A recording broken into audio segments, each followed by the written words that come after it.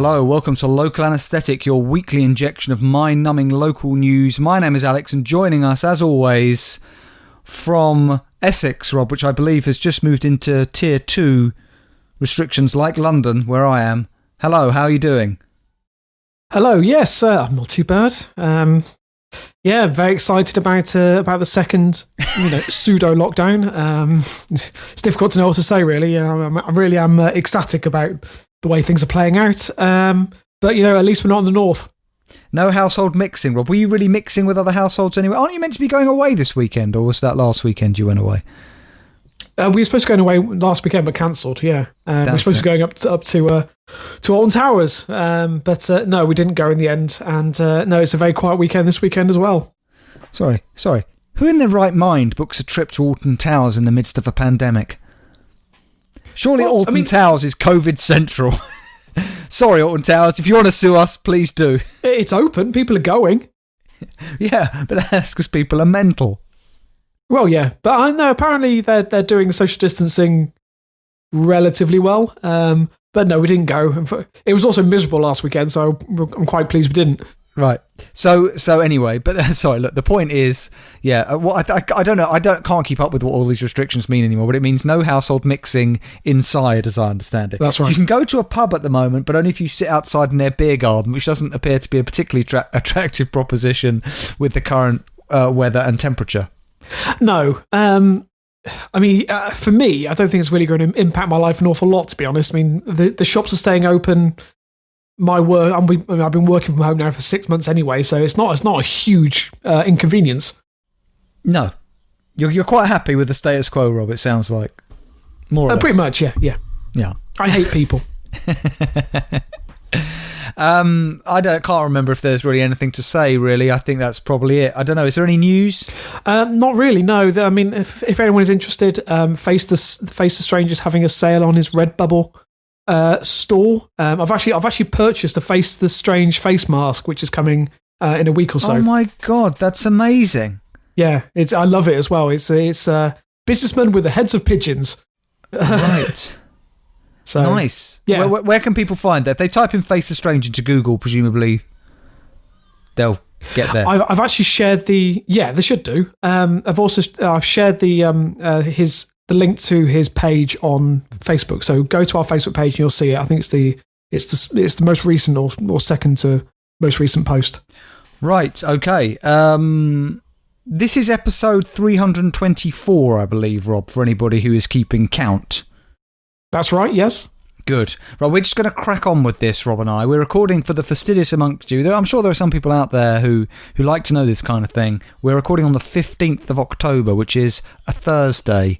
So make a record of that in the archives. Right, Rob, let's get on with it. Look, I'm going to start. I'm not going to do two segments this week, Rob. I'm just going to do this segment. Then you can do your stories, and then we'll do the listener story. I just want to get it all out of the way. Okay. My stories, Rob, cover really, what shall we say, chilling predictions of the future. Oh, God. Some kind of good news story, depending on which way you look at it.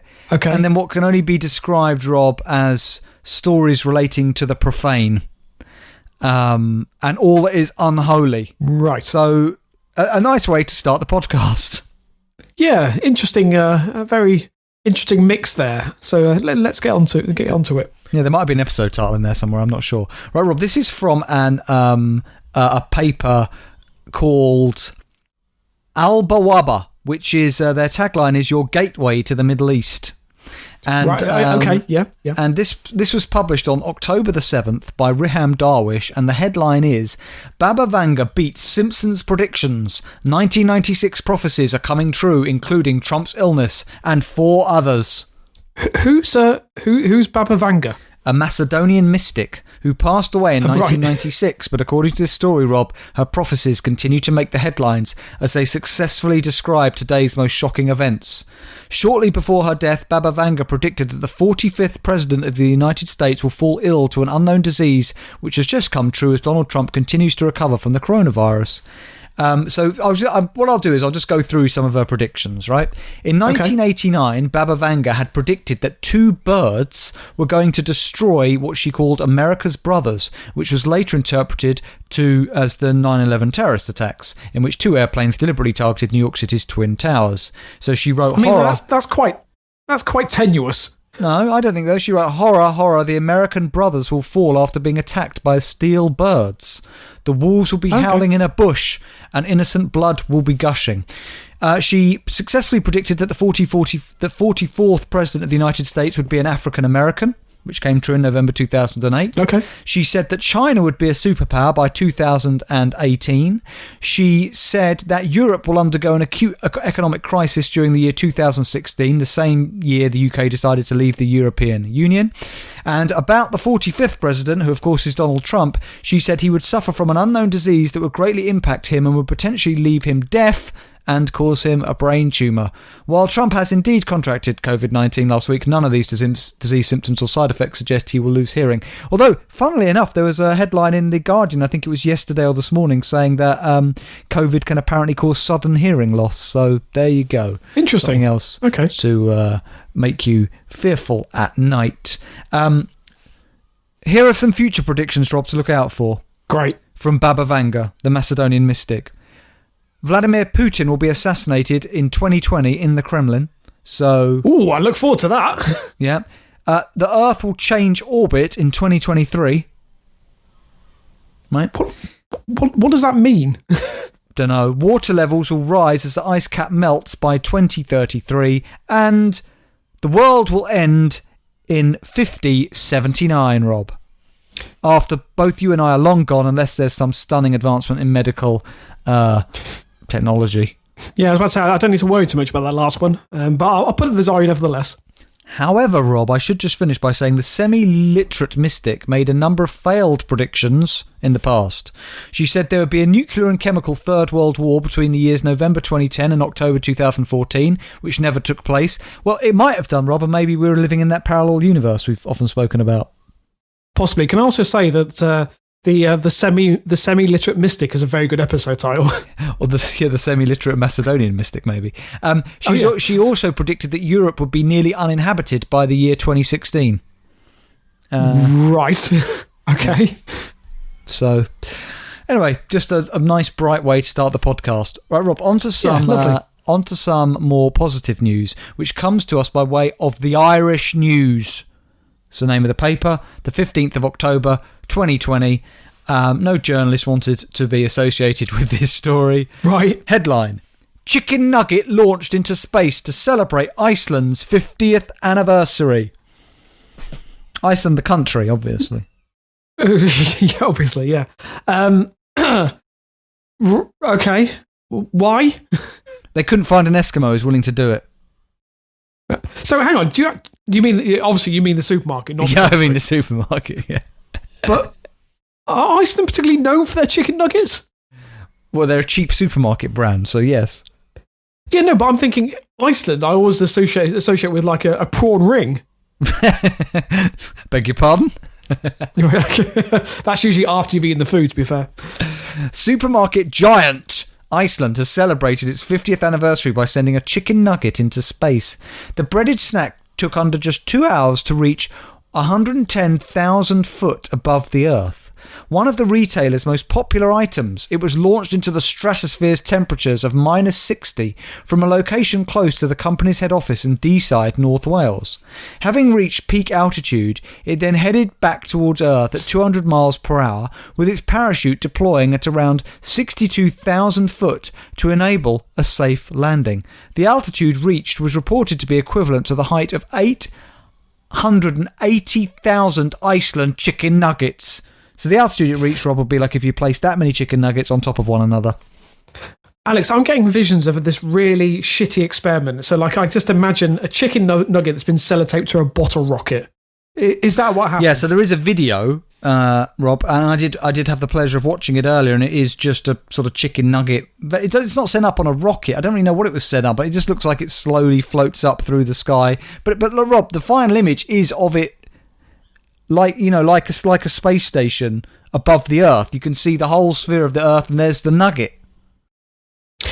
I just can't help thinking that if John Mooner was there, he would be having a field day. Yes. Did you know, Rob, that Iceland has been named the fastest growing high street supermarket with a 20.1% year-on-year growth? No. And trading director Andrew Stainland, it's the kind of guy I'd expect to work high up in Iceland, Andrew Stainland. Andrew Stainland, yeah. Yeah, said 2020 is a huge year for us as we celebrate our 50th birthday and we wanted to find a way to mark the occasion. Can you imagine that board meeting? Why don't we send a chicken nugget up into space? But it does seem quite fitting for Iceland, I have to say. Also, I didn't realise that Iceland had been around for that long. No. He says, Rob, what better way to show that our products are out of this world than by sending one of our customer favourites into space? We've all changed the way we shop in recent months and frozen food has become so popular. We're looking forward to continuing to celebrate our 50th year with customers and thanking them for their support. And Iceland partnered with Sent into Space, a team of experts in the field of stratospheric exploration, to send the nugget into the atmosphere. Can I just say, Rob, a team of experts in the field of stratospheric exploration is a beautiful episode title. Yeah. But really Rob, let's think about the chicken who died for this. Because the chicken who died for this would have had no way of knowing that after their slaughter, parts of their, body, if it was part of their body, I'm sure chicken nuggets from Iceland are made with real chicken, but I'm sure it's sort of reconstituted in some way. But nevertheless, maybe there's a piece of many different chickens in that nugget, but all who were literally sent to the heavens, Rob. Yes, obviously that's literally true, but I'm also wondering whether chickens have the brain capacity to contemplate their mortal remains being flown into space. I just can't believe you'd say that, Rob. It's just so speciesist of you. I also have to ask, on the hierarchy of supermarkets, I would put Iceland below Asda. Would you agree? Without a doubt. Can I just say, Rob, then, I don't know if this is where you're going with this, but I like where it's taking my mind. Are we now going to see, Rob, the advent of the supermarket space race?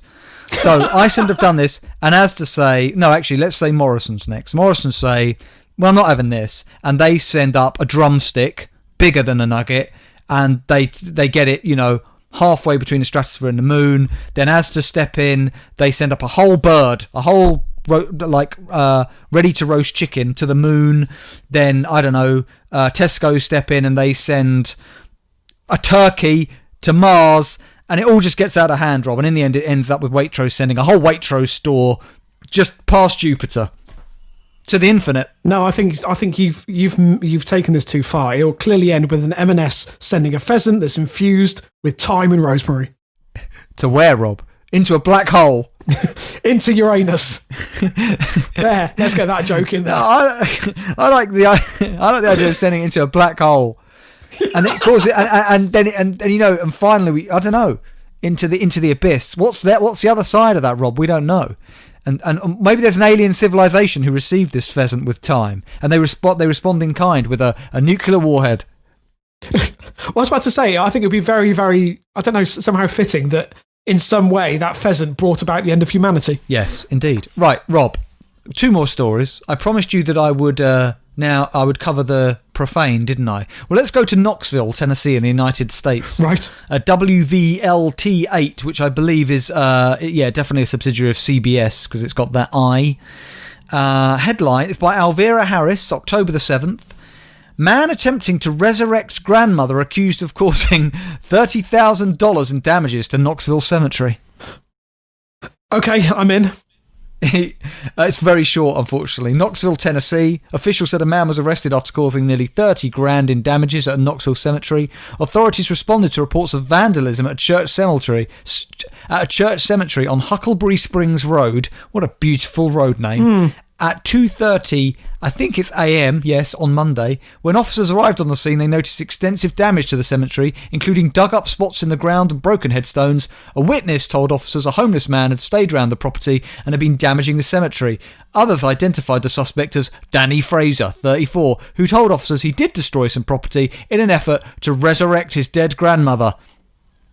That's the end of the story. I mean, does he mean literally just to dig her up, or was he actually trying to? No, I think he was going to perform some sort of ritual. Now, my question about that story, it's easy to miss.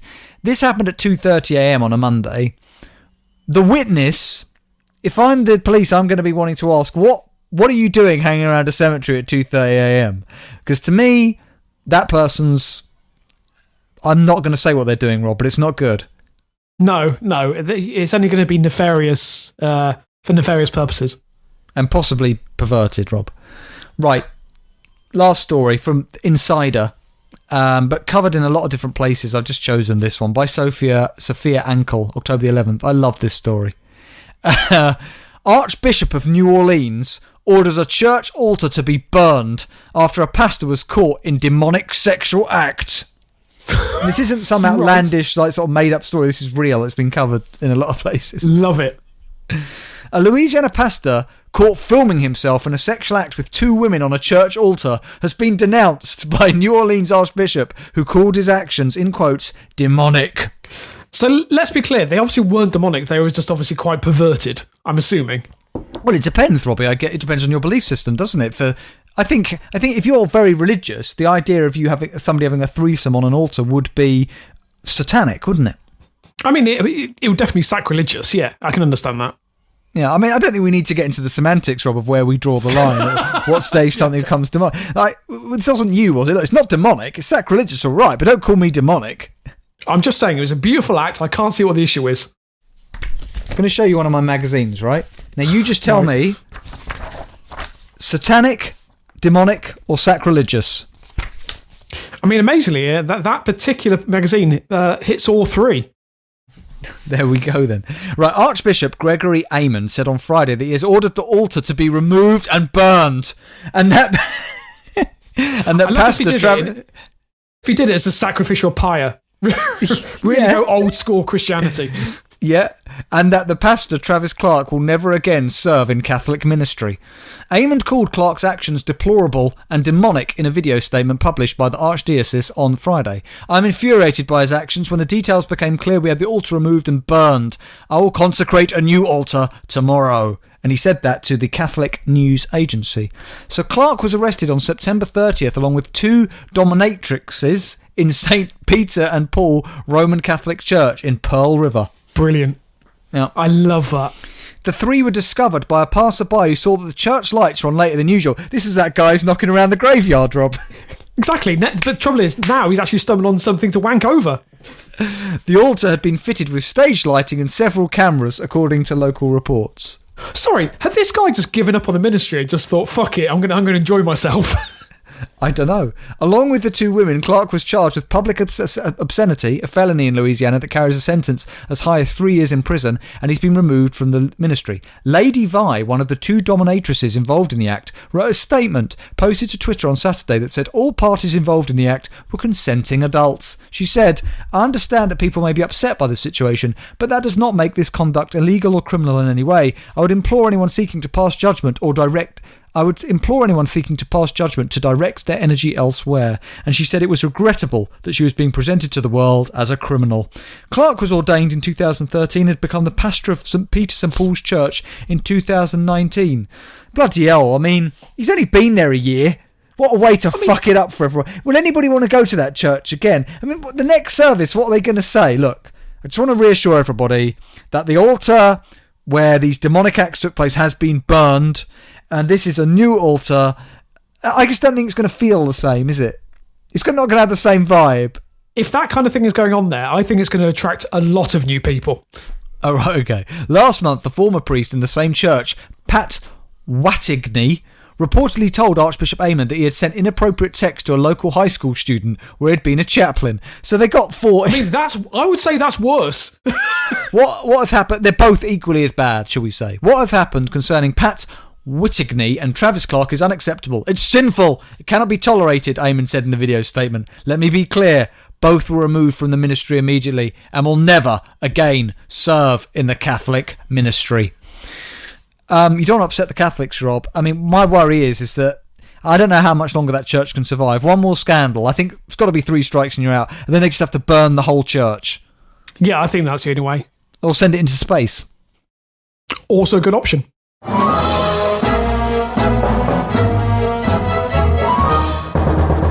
Okay, Rob, well, after I mean, I feel dirty after all of those stories, including the chicken nugget one. Hopefully, Rob, you've got something to make me feel cleansed and whole again.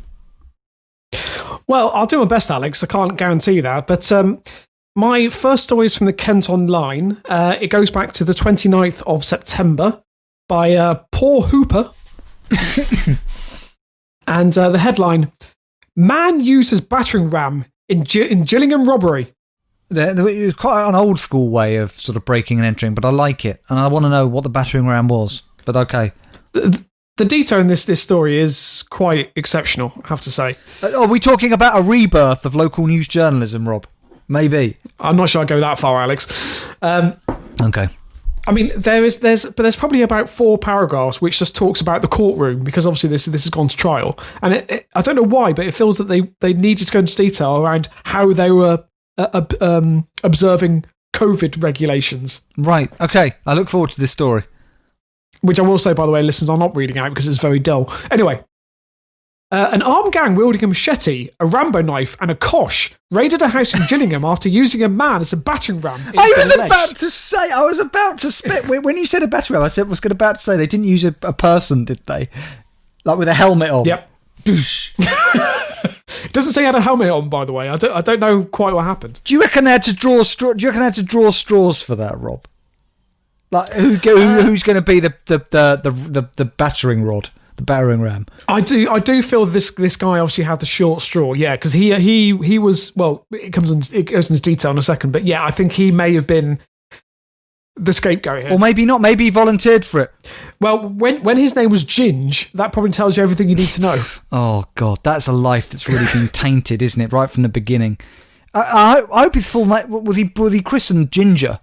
And then he's called Ginge. I assume Ginger's affectionate nickname, and his real name is something like Toby. Okay, let's get on with the story. Right. So, during the 92nd attack on October 21st last year, a baby was knocked out of his buggy and injured. Now, we'll just say the baby is fine. It's got a bump on the head, but it's fine. 90-second attack? It's not very long. Yes, 90-second attack, yeah. So, Father Gary Lamb and wife Michelle. I'm not entirely sure it's father as in a priest or father as in the father of the child. I think he's a vicar. Let's not bring the Catholic Church into this again. No, right? They're in enough trouble with that last guy. So, Father Gary Lamb and wife Michelle were also hurt in the incident, part of which was caught on CCTV near James Street. Ben Nawaja of Harper Road, Southwark, Kieran Apaya, 18 of Mount Nord Road, Streatham, and Leonard Walker, 19, at Aylesbury, Buckinghamshire, have all denied robbing 2 youngsters of their mountain bikes in Hillyfields Road in Parr Avenue in Gillingham. Rob, can I just stop you? Because I want to go back to what you said before. Maybe you're right. Maybe he is a priest, because why would you describe somebody as father something something and his wife? That makes no sense. It's irrelevant if he's a dad or not to this story. Why would you call him that? Well, that's what I thought, and it does mention obviously there's a child involved, but I think he is a priest. I think he's a priest. Yeah, if the Catholic Church want to refute that, please get in contact. By the way, I'm not entirely sure why he mentions that all have denied robbing 2 youngsters of their mountain bikes, because I don't think it's related to the rest of the story. But anyway, it's in there anyway. So, prosecutor Ed Fowler claimed that a man named Ginge had delivered. A man named Ginge had delivered the bed protector to the home of Michelle and Gary Lamb. Bed protector? Okay. So like a mattress protector sort of thing? Yeah. Right. Yeah, I think so. Yeah. He claimed that minutes later, a gang, all wearing white latex gloves, effectively used Ginge as a human battering ram to force their way inside. This plan doesn't make sense. You've already delivered this mattress protector. They've opened the door. Why do you need to then take poor Ginge and ram him against the door? So I think Ginge was there making delivery. As soon as the door opened, I think they just ran it behind him and then used him to push the couple out of the way. Oh, I see. So they weren't literally holding him horizontally like a battering ram. I had this image of them smashing a door open using Ginge's head. Not a euphemism. No. But I also like the idea that he'd been wrapped in the mattress protector. Yeah, I don't think they were very bright, this lot, because they should have used the old Trojan horse technique, hidden him inside the packaging, Rob. You know? I mean, I think a mattress protector, when it's quite small, I mean, we're talking about a very small package. Well, I mean, we don't know how big Ginge is. Ginge's package is. No, we don't. And I wouldn't like to speculate. So after striking Mr. Lamb with a kosh, they demanded cash and cannabis, and then Miss Lamb was also hit as she tried to defend herself. There's no indication, by the way, that why this couple would have cannabis in the house. Sorry, they were robbing it for cannabis. After hitting Mr. Lamb with the kosh, they demanded cash and cannabis. A typical request. Give us all the cash and weed you've got, father. The prosecutor said that it was only after the men fled that the couple noticed that the buggy overturned. This is the baby buggy, and the 1-year-old baby was crying on the floor with a bump on its head. It's made a full recovery, I'm happy to say. All three depends again, but then this is why it goes into unnecessary detail. All three defendants were wearing face masks. They sat in the COVID-compliant dock at the court. It then goes on and lists all members of the court and how they were observing COVID regulations. Which is right. They needed Rob. There was a target word count for this article, right? Yeah, there really was. Alex, why do we need to know they were led into court where they sat behind special perspex screens containing antibacterial wipes and bottles of water? Because it's reassuring, Rob. I'm reassured to hear this. So just to say, the trial continues and the jury expected to retire to consider their verdict today. Okay, well, no update on Ginge and whether or not he was injured at all by being used as a human battering ram. As far as we know, he's absolutely fine, and he's started a career as a human cannibal. This encapsulates, Rob, though, before you move on, I do just want to say this encapsulates everything that's wrong with local news journalism, because it's got irrelevant detail and missing detail where it should have detail. Yep. And it starts off the article in a completely confusing manner by just describing somebody's father something, and we don't know whether they just mean he's a dad or he's a priest. If he's a priest, it's never mentioned again. No. And that would be quite significant. I mean, you're just left with more questions than you have answers. Thank you, Kent Online. Yeah. Now, you may remember on the last episode, or wasn't the last episode, it was the episode before that, actually, we featured a wildlife reserve called the Borth Wild Animal Kingdom. Do you remember? How could I forget, Rob? Wasn't that the one where was it something to do with... Oh, that was it. They didn't have long left. He reckoned that the zoo owner said they didn't have long left. That's right. Yeah, to survive. They were struggling for funds, and they were trying to fundraise. It was they were really struggling. But what were the humorous aspects of that story? Because there were humorous aspects of it. I can't remember what they were. They had a bizarre collection of animals, as I seem to remember. Yeah, the focus was the fact that 2 lynx had died. One lynx had escaped, and the other one apparently had died as a result of a handling error. Oh, that was it, right? And we speculated, or I think I speculated that he would, if push came to shove, he'd have to burn all the animals in a huge sort of wicker structure and sort of cry out to the gods for forgiveness. Yeah. So this story is from the Traitorous Guardian. It is from the. Is this a follow up? It's kind of it. This is actually a prelude, if anything. So this goes back to March. Now it does cover some of the same detail, but it goes into more explanation, which is why I wanted to feature it. I'm going to continue monitoring this to see if I can find any more related stories. So it was by Matta Busby. From the 23rd of March this year, actually, 2020. Headline: 1 in 5 animals at controversial Welsh zoo die in space of a year. Because they'd alluded to that in the article, hadn't they? That they'd had problems in the past. That they had an unusually high body count.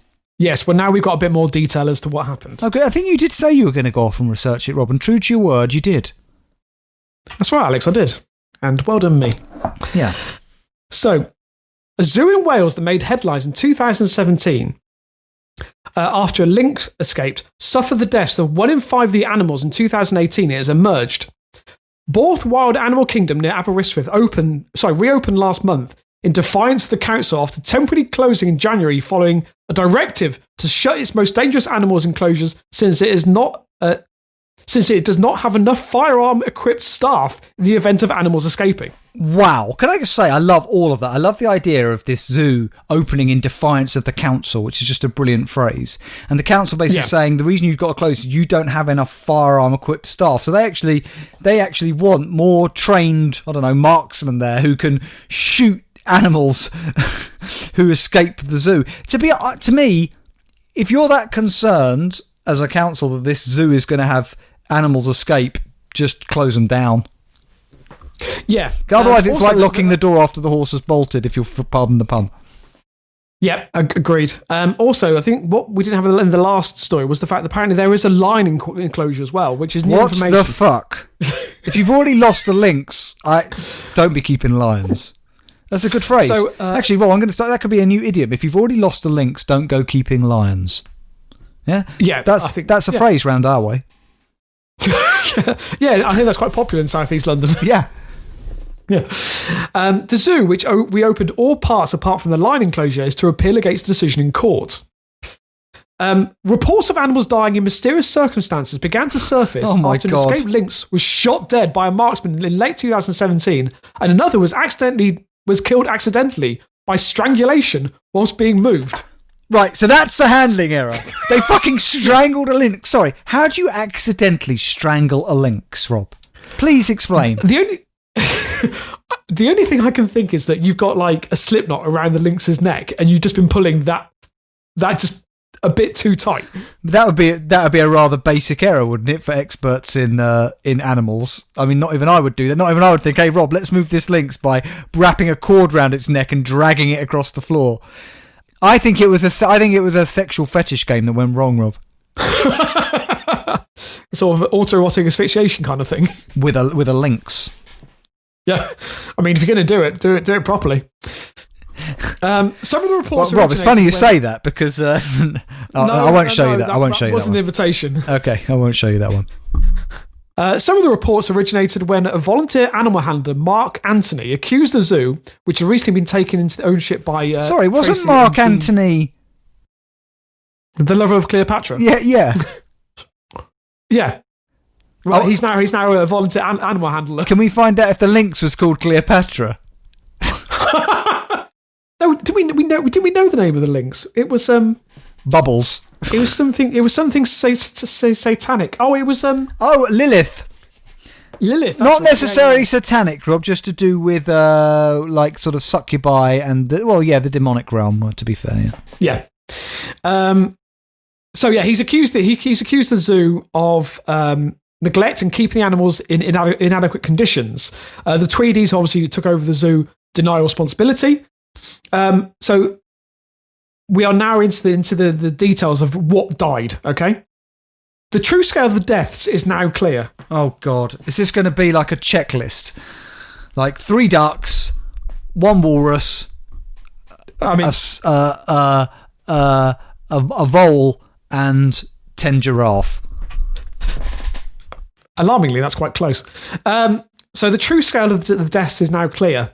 A stock list disclosed by the Ceredigion Council in response to a Freedom of Information Act reveals that 57 of its 305 animals died in 2018. That's a horrendous body count. I mean, that's 57. 57. I mean, that's nothing. I mean, animal heights just pales into insignificance. Isn't that something like 15% roughly, or 14% of all their animals died? It's 1 in 5. Oh, yeah. Right. Okay, 1 in 5. 20% then. Okay, sorry. You could have that, though, couldn't you? As your slogan underneath the board when you come in for the zoo. 80% of our animals survive. Come and see the animals before they die off. Just in our zoo. 20% chance in brackets. Okay, here we go. So, the animals that have died. 5 of 7 marginated... I don't know what a marginated tortoise is, but 5 of the 7 have died. Rob, no, hang on. I can tell you what a marginated tortoise is because it features in one of my magazines. It's where you slather a tortoise in margarine, right, which makes it nice and... No.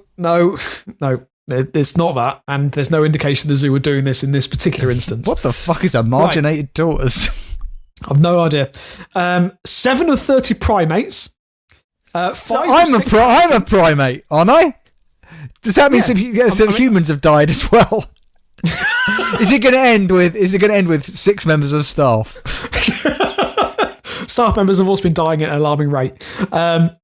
So 7 of 30 primates, 5 of 6 parakeets, 2 of 9 meerkats, 1 of 2 carmine crocodiles, all 7 African giant snails, and all 5 stick insects were among the animals that died. Sorry.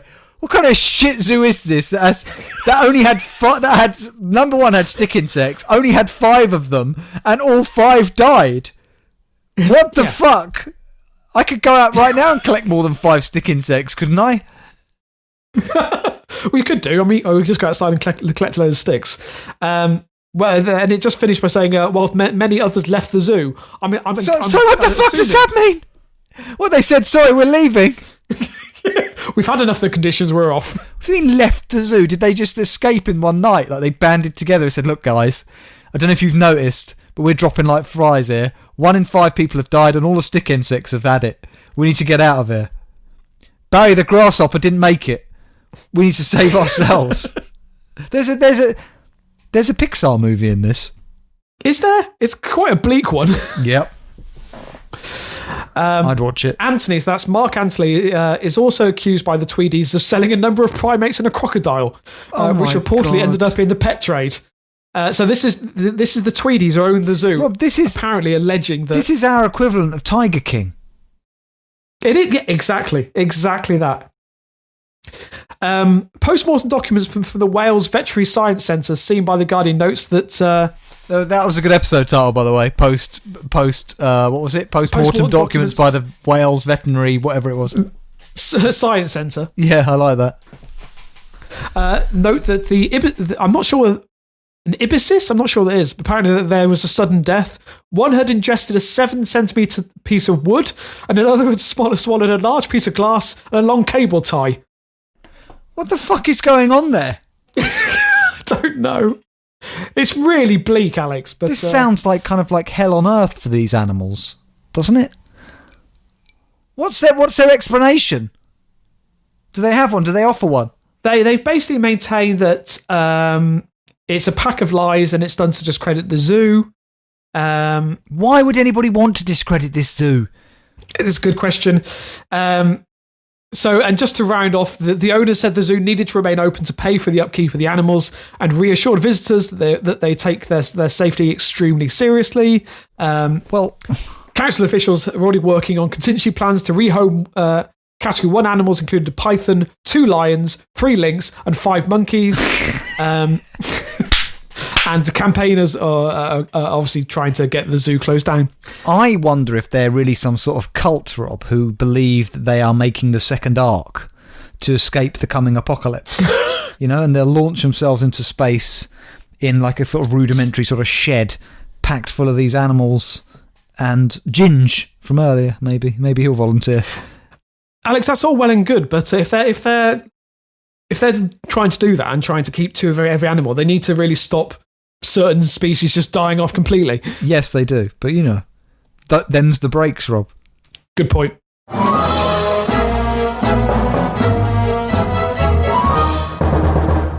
Okay, Rob, it is time. Oh, hang on a minute. Did I do this? I don't think did I do this last time? I don't remember it, no. Oh, sorry. Feels like it's been a very long time since I unsheathed my purple recorder, Rob.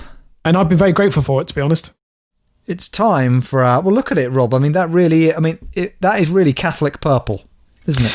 It's got an alarming number of holes. Anyway, it is time for our listener story of the week. Who's it from, Rob? So this week it is from Amy. Good. She originally Amy from Nottinghamshire. Yes. The story was originally submitted by from the Lad Bible, which the cat's back. It's going to move the cat out of the way. Come here, you. I know. Has she made a... Sorry, Rob, before you continue, has Nibbler made a full recovery? He made a full recovery? Yeah, he's fine. Yeah, he's okay. And also, I know we had a number of listeners concerned that I think a couple of episodes ago, I think on the last LA podcast, you were feeling, you had a sore throat and you were feeling a bit achy, and people were wondering, Rob, how are you? Did you make a full recovery? Was it just a flash in the pan? What happened? Yeah, I seem to be okay. It didn't seem to develop into anything else. Yeah, it's a bit strange because I have this sort of feeling a bit sort of rough at times, but it's not anything serious. It's just, I can't really describe it. Yeah, that could just be the diet of Iceland chicken nuggets, Rob. I mean, it will have that effect. Actually, I take that back. I don't want Iceland's legal team on our backs. I'm sure a diet of Iceland chicken nuggets will sustain you for many years to come, or anyone else who chooses to pursue it. And their shrimp crown is really something to die for. I thought it was a prawn ring. Oh, yeah, Alex, this is next level. Oh, okay. So, Amy very kindly sent this story in from originally the Lad Bible, which I've now since realised is a legitimate news source. Although I've decided to take it from the Metro because it has slightly more detail. Right. Alex, I think you're going to enjoy this. So, it is good. from the 14th of October, so yesterday. So, this is current breaking news. Shh. Hang on. I need to do my thing. Hot news. Right. Good. I don't think I've ever done that before, but it's going to be a new thing when it's very fresh. Hot news. Definitely the first time. So the story is by Sydney Yates, and the headline: Woman calls off wedding to ghost after he turns to partying and drugs on holiday. Fucking wank. I mean, do you know what, Rob? Oh, God, you just... Look, Rob, there are a lot of ghosts out there who are completely reliable, but when you do... Rob, it's already a big commitment, right, to get engaged to a ghost, right? Because you don't really know how permanent it's going to be if you take my point, and you pardon the pun. And then if they just fuck everything up with being unreliable by being an unreliable ghost, then it really is an embarrassment to have to call off that wedding and tell everybody, look, the ghost just didn't appear. I thought I could see right through him, but he had a lot to hide. All that kind of thing. Yeah. Yeah, exactly. By the way, this woman went on to This Morning to tell her story. So, why did they have her? Isn't it just like bear baiting? It's like getting John Mooner on TV to say, tell us about UFO experiences. That would be unfair, although I would watch it. But the difference is, I generally believe that John Mooner thinks that the things he sees are UFOs. I do not believe this woman. These people believe, Rob, we've covered many stories about people who believe they're in a relationship with a ghost. I've got a whole magazine, right? Here. Oh, God, not again. No, hang on. But look, but you can't see anything because the ghost didn't appear on camera. But imagine how erotic it would have been if you could see them, Rob. Alex, that's Anne Boleyn. That's Anne Boleyn. Is it? Okay. Well, I'm glad that you can see that. And also, considering to what you normally look at, that's actually quite wholesome. Anyway, a woman has called off her wedding to a ghost after he fell into a bad gang and started taking drink and drugs. Fuck off! Sorry, a ghost fell into a bad gang. Yes, I like the phrase a bad gang, yes, rather than a good gang. She doesn't say whether. I'm assuming it's a bad gang of ghosts. So Hitler, Stalin, Genghis Khan. That. What if he just fell into a regular gang of corporal entities, i.e., just humans like you and me? What if the ghost joined just a regular gang? Well, it's a good point, but she does say that apparently he was bringing spirits over to the house, and I'm assuming, although that could vodka be ghosts or alcohol, I don't know, or both. Yeah. I mean, so her name is Amethyst Realm, by the way. Now, Rob, hang on a minute. We've covered this woman before. I recognise the phrase Amethyst Realm. Realm. We have covered her before. Yes, because I said we should feature on our list of good names. So Amethyst Realm joined Holly Willoughby and Philip Schofield on today's episode of This Morning, where she lifted the lid on her heartbreak, explaining that she called things off with Ray and used sage to keep him at bay. Sage, as in the medical group of advisors who are meant to be helping the government work out COVID strategy, or Sage the herb? The herb. Everyone knows that herb obviously has a lot of medicinal and apparently spiritual properties. So it's I thought she was just showing the ghost pictures of Chris Whitty all the time, or whoever is. I'd love that. Sage. Yeah. We've called the wedding off. Amethyst said it was going really well until we went on holiday, and that was about last May. And then he completely changed. I think maybe he fell in with a bad crowd when we were on holiday. He just started becoming really inconsiderate. He'd appear for long periods of time. When he didn't come back, he'd often bring other spirits to the house, and they'd just stay there for days. Right, well, just playing FIFA and drinking sort of beer and that kind of thing, was it? Yeah, pissing in the flowers, that kind of thing. Right. Phil asked whether or not Ray offered any explanations to change in his behaviour. To which Amethyst responded, it is cruel that they're doing this, isn't it, Rob? This morning. You've got nothing else to do, so they bring in a woman who's got mental illness, basically to laugh at her. No, that's what this is. You could certainly argue that. Yeah. So Amethyst responded, I think he started doing drugs and partying a bit much. He used to come back and these spirits were there for days at a time. They'd be crashing and banging and strange noises. Right. I don't the think explanation of crashing and banging and strange noises isn't always a ghost. I mean, there are other explanations. Yes, but in this case, though, it was definitely Ray just enjoying himself. Maybe he was just reliving his childhood, Alex. He might have died young and just wanted to recapture his youth. What if he fooled in with that gang who used Ginger as the battering ram to ask for cash and weed? I mean, Ray could have been. Hang on, Ray could have been. There's no proof that he wasn't, Rob. Is there? That's a good point. I mean, he for all we know, he may have been in court with them. I mean, obviously in an ethereal sense, not a standing trial, because that'd be ridiculous. Yeah. In spirit, he was there in spirit, quite literally. He was there in spirit. Yeah, I'm very proud of that. An intrigue Phil then demands to know where exactly Ray was partying. Sorry. An intrigue Phil then demands to know where exactly Ray was partying it up. Was he partying up in the spirit world or was he partying in the real world? He asked. Well, he was partying at both. Judging by him disappearing and then coming back to mine, Amethyst replied. In case anyone did want to say, Amethyst first made headlines in 2017 after declaring she'd sworn off men with pulses and was only having sex with ghosts. She announced her engagement to Ray in 2018, but worried she'd scare him off if she started talking about having babies. Right. Maybe that's what happened. Maybe she brought it up and, he couldn't stand the idea of commitment, so he just, started, sort of engaging in these hedonistic sort of... what's the lifestyles? word? Yeah, absolutely. Yeah. Yeah. Frolics, Rob. Frolics was what I was thinking of. Okay, good. It's nice use of the word frolics there. Yeah. Okay, well... So she's now looking for another ghost partner, I assume. Yeah, I think she's on the market for another spiritual lover. Right.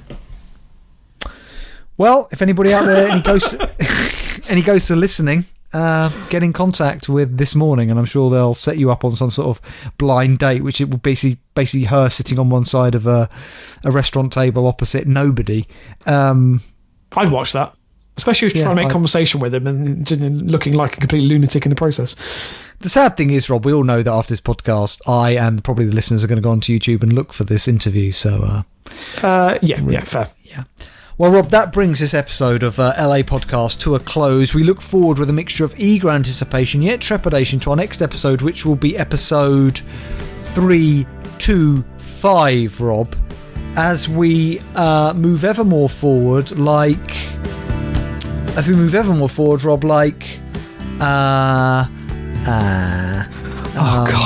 A chicken nugget, Rob. Because presumably, I don't know what's happening to that nugget. I don't know if it's just continuing there. Is it just going to be one of those things that continues to travel ad infinitum? Because the chicken nugget could it exist forever in the vacuum of space? Would it biodegrade? I don't know. Maybe the chicken nugget will eventually reach like the point of the universe at which everything was born. Maybe the chicken nugget will be the first to see God, Rob. How ironic would that be? A chicken nugget from Iceland becomes the first...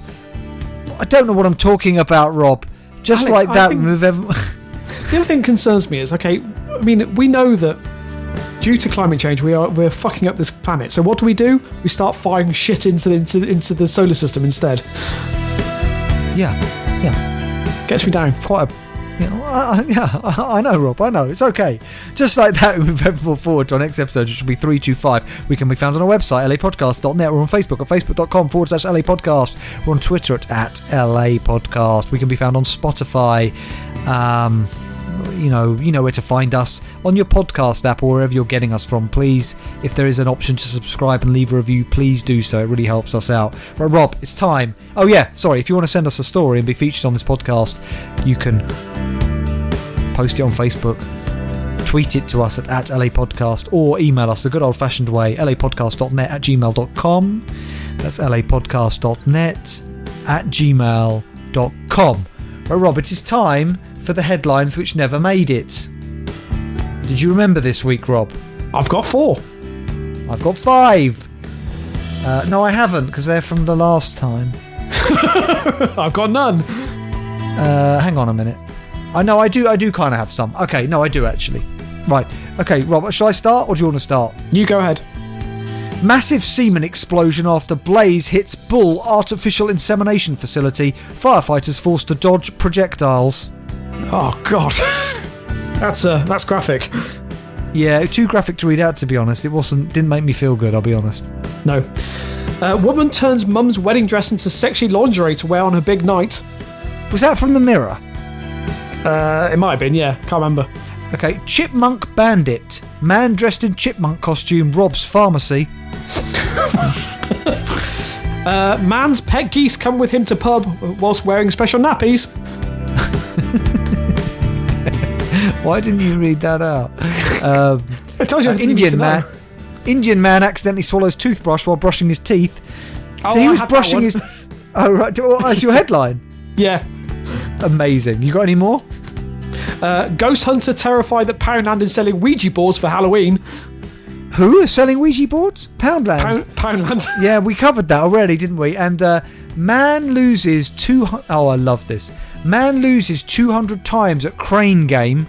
Calls police to investigate. Staff member loses 300 times too. Oh. So basically, it was this man in Japan who played, the game where you've got the claw, you have to pick the toy up. Yeah. So he lost 200 times in a row and thought this is not right. So he called the police. The police turn up, investigate, start questioning the people who run it, who then get a staff member to do it, but that staff member loses 300 times in a row. So it is rigged then. Rob, it's all luck. It's just fortune, right. Rob. The law of averages. Of course. Well, that does bring us to the end of this podcast. We thank you so much for your company. We've really enjoyed having you here. Next week, it's going to be, in a week's time, we're going to have Daft Talk episode 17, sorry. 17, not 18 yet, Rob. 17, getting ahead of myself. Yeah. Daft Talk episode 17, and then, of course, a week after that, we'll be back with this podcast, Local Anesthetic Podcast, episode 3 to 5. God bless. And keep it local.